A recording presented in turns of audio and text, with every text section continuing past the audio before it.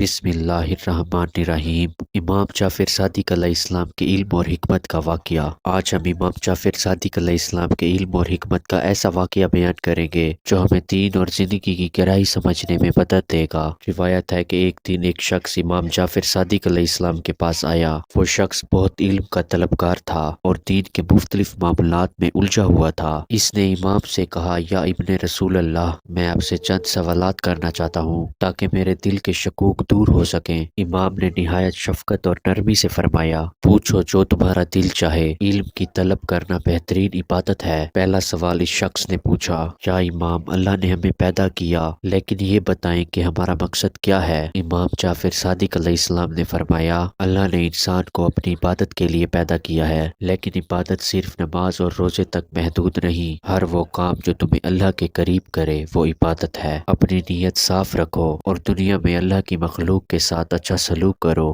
یہی تمہارا مقصد ہے۔ دوسرا سوال اس شخص نے پھر پوچھا، یا امام، اچھائی اور برائی میں کیسے فرق کیا جا سکتا ہے؟ امام جعفر صادق علیہ السلام نے جواب دیا، اچھائی وہ ہے جو تمہارے دل کو سکون دے اور تمہیں اللہ کے قریب کرے، اور برائی وہ ہے جو تمہارے دل میں شک پیدا کرے اور تمہیں گناہوں کی طرف لے جائے۔ جب کبھی دل کھٹکھٹائے تو سمجھ لو وہ عمل اللہ کو پسند نہیں۔ تیسرا سوال اس نے کہا، یا امام، اللہ کی محبت کیسے حاصل کی جا سکتی ہے؟ امام جعفر صادق علیہ السلام نے فرمایا، اللہ کی محبت حاصل کرنے کے لیے ضروری ہے کہ تم اپنے دل کو پاک کرو، دنیاوی خواہشات کو کم کرو اور قرآن پر عمل کرو۔ اللہ کی مخلوق کے ساتھ رحم دلی اور انصاف کرو۔ اللہ تمہارے قریب ہوگا جب تم دوسروں کے لیے خیر کا سبب بنو گے۔ چوتھا سوال اس نے پوچھا، یا امام، جب ہم دعا کرتے ہیں تو کبھی دعا قبول ہوتی ہے اور کبھی نہیں، ایسا کیوں ہے؟ امام جعفر صادق علیہ السلام نے فرمایا، اللہ تمہاری دعاؤں کو ضرور سنتا ہے، لیکن قبولیت کے کئی درجات ہیں۔ کبھی وہ تمہیں وہی دیتا ہے جو تم مانگتے ہو، کبھی بہتر وقت پر عطا کرتا ہے، اور کبھی وہ چیز دیتا ہے جو تمہارے لیے زیادہ بہتر ہوتی ہے۔ اللہ اپنی مخلوق سے 70 ماؤں سے زیادہ محبت کرتا ہے، اس پر بھروسہ رکھو۔ پانچواں سوال اس شخص نے آخر میں پوچھا، یا امام، علم کی طلب میں سب سے بڑی رکاوٹ کیا ہے؟ امام جعفر صادق علیہ السلام نے فرمایا، سب سے بڑی رکاوٹ غرور ہے۔